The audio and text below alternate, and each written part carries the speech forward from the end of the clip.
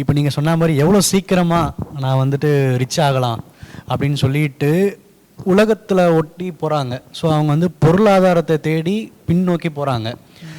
அவங்க வந்து திருப்தியும் கொடையும் கொண்ட நல்ல மனதை வந்து எப்படி வளர்த்து கொள்ளலாம்? லைக் போதும் என்ற மனப்பான்மை.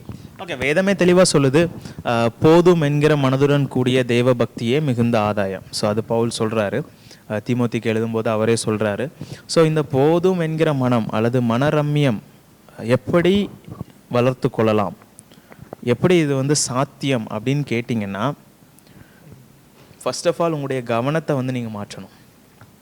ஓகே, உலகத்தில் மனிதனுடைய நோக்கம், அதாவது இந்த வாலிபர்கள் என்ன செய்கிறாங்கன்னு சொன்னால், உலகம் எப்படி தேவனையும் தேவனுடைய காரியங்களையும் அசட்டை பண்ணுதோ அதன் அடிப்படையிலே, அதாவது உலகத்தின் அடிப்படையிலேயே நாமும் போவதுக்கு விரும்பணும்னு சொன்னால் நம்ம சரியான விதத்தில் போக முடியாது.